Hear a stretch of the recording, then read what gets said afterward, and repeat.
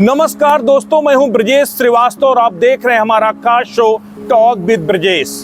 एक बार फिर देश में एक नई तरह की चर्चा छिड़ गई है। क्या सेना का राजनीतिक इस्तेमाल किया जा रहा है? क्या सेना को पॉलिटिकल टूल की तरह इस्तेमाल किया जा रहा है? अब आप कहेंगे ये सवाल आखिर हो क्यों रहा है? दरअसल आज सेना की तरफ से एक बयान आया।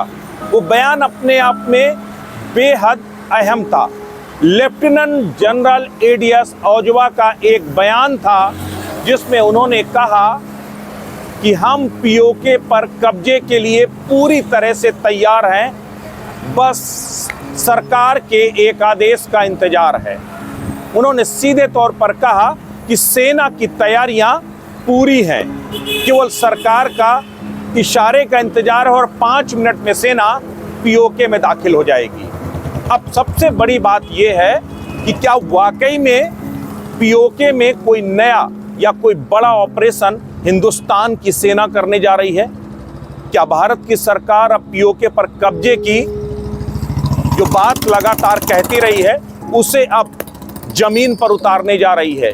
याद कीजिए, भी महज कुछ दिन पहले की ही बात है, शौर्य दिवस, कश्मीर के शौर्य दिवस के अवसर पर रक्षा मंत्री राजनाथ सिंह का एक बड़ा बयान सामने आया था। उसमें उस वक्त उन्होंने कहा था कि ये तो महज शुरुआत है, हमने तो अभी उत्तर की तरफ बढ़ना ही शुरू किया है, अभी देखते जाइए, हमारा गिलगिट और बल्टिस्तान तक पहुंचने का जब ये काम हमारा पूरा हो जाएगा तब हम उसे चरितार्थ मानेंगे या पूरा सच मानेंगे। सीधे तौर पर रक्षा मंत्री के इस बयान के बाद पाकिस्तान में भूचाल आ गया। पाकिस्तान की सरकार बौखला गई और उस बौखलाहट में न जाने कितने बयान आए कि भारत अपनी हदें पार कर रहा है, भारत उकसाने वाली कार्रवाई कर रहा है। वो तमाम तरह के बयान पाकिस्तान की तरफ से आए।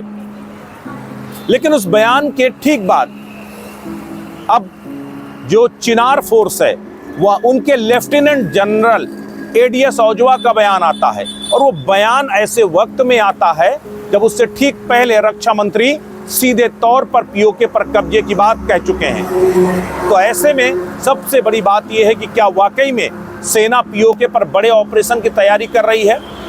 क्या अब भारत पीओके पर कब्जे के लिए पूरी तरीके से तैयार है?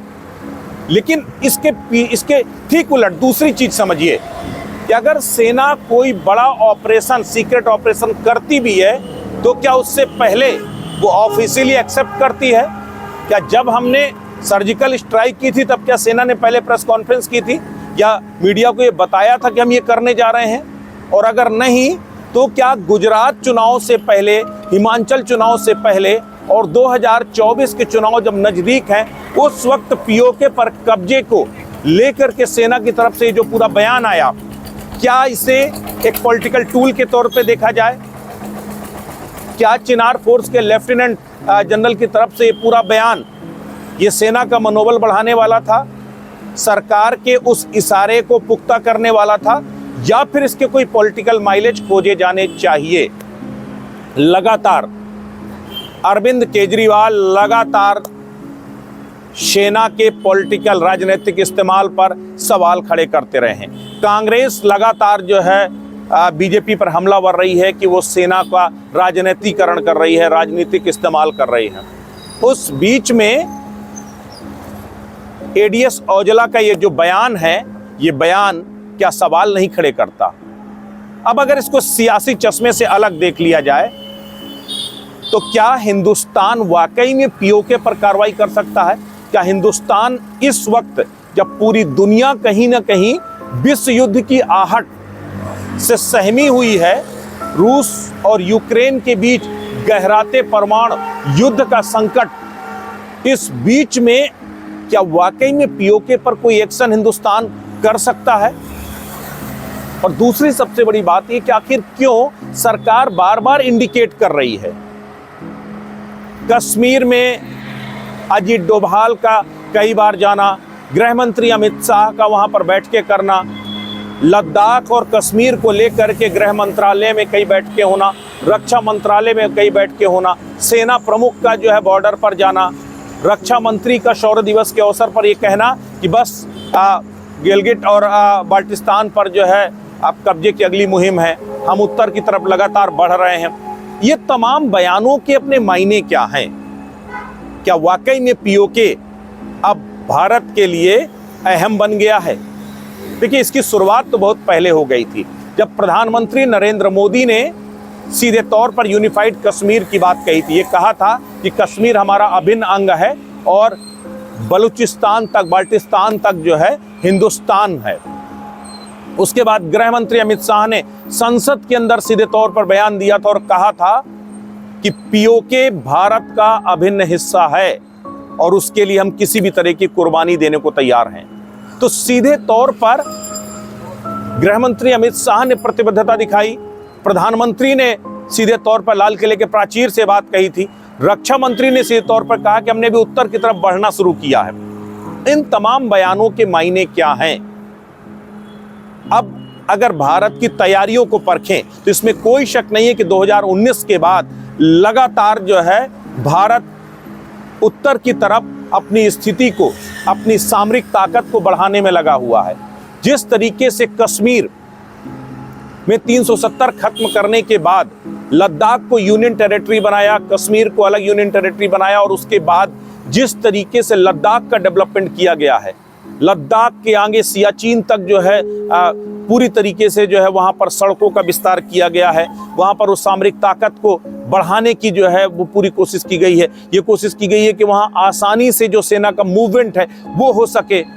फ्रांस से खरीदे गए राफेल, उसको जो है पाकिस्तान एलओसी के समीप तैनात किया गया है। तो वो तमाम तैयारियां ये बताती हैं कि कहीं ना कहीं भारत अपनी सैन्य और सामरिक ताकत को लगातार बढ़ा रहा है।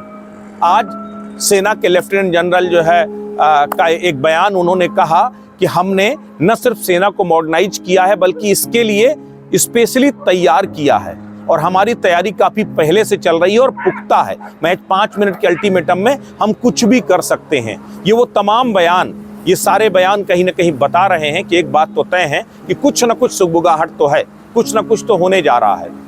क्या ये 2024 से पहले एक बड़ा ब्रह्मास्त्र बनेगा मोदी सरकार के लिए, या गुजरात के चुनाव से ठीक पहले सेना की तरफ से बयान आना, रक्षा मंत्री की तरफ से बयान दिया जाना कि हम अब बस पीओके लेने को तैयार बैठे हैं और किसी भी वक्त पीओके पर कब्जे के लिए जंग शुरू हो सकती है या हम अपना ऑपरेशन शुरू कर सकते हैं। तो ये कहीं ना कहीं बयान जाहिर तौर पर बीजेपी के पास 2 महत्वपूर्ण एजेंडे हैं। एक है राष्ट्रवाद और दूसरा है भगवा।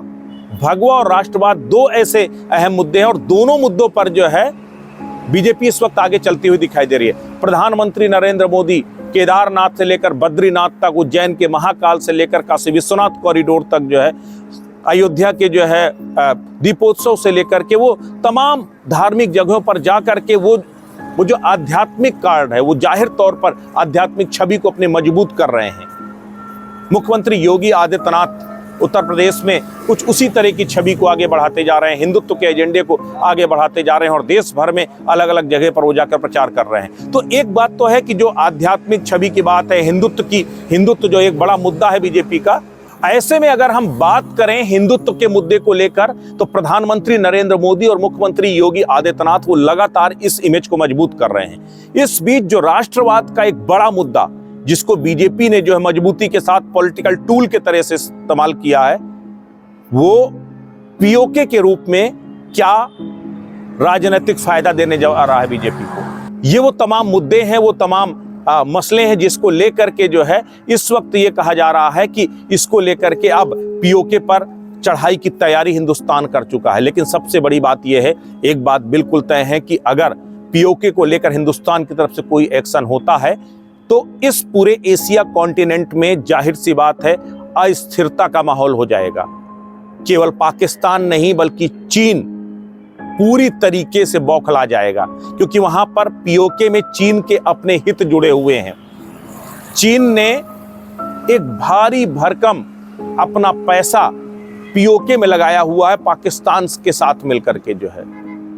लेकिन हिंदुस्तान भी एक तीर से 2 शिकार कर सकता है।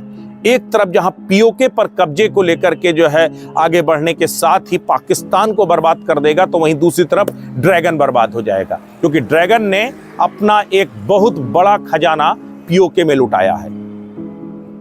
तो ये मुमकिन भी है और मुनासिब भी है कि हिंदुस्तान पीओके को कब्जे के लिए आगे जाकर के जो है वहां पर प्रयास करे। लेकिन चर्चा इस बात की है कि इन तमाम संभावनाएं बन रही हैं, लेकिन इन संभावनाओं के बीच में सेना का पब्लिकली ये बयान आना, क्या वाकई में इसके पीछे कोई राजनीति नहीं है, या फिर राजनीतिक मंशा से और राजनीतिक फायदा पहुंचाने के लिए ये सेना की तरफ से, चिनार फोर्स के जो है लेफ्टिनेंट जनरल की तरफ से ये बयान आया है। तो इस बयान के क्या मायने हैं, ये आगे आने वाले वक्त में समझ में आएगा। लेकिन इतना तो तय है कि पीओके में कब्जे की सेना की तरफ से ये बयान पाकिस्तान में बेचैनी बढ़ाने वाला है, और पाकिस्तान ही नहीं, हिंदुस्तान में भी बेचैनी बढ़ाएगा, क्योंकि विपक्षी पार्टियों को बखूबी मालूम है कि इस बयान के मायने क्या हैं और इस बयान का पॉलिटिकल माइलेज किसे मिल सकता है। तो आज के लिए इस विश्लेषण में बस इतना ही। कृपया आपकी इसमें क्या राय है, अब कमेंट बॉक्स करके हमें जरूर बताएं, और हमारे पेज को लाइक और सब्सक्राइब जरूर करें। नमस्कार।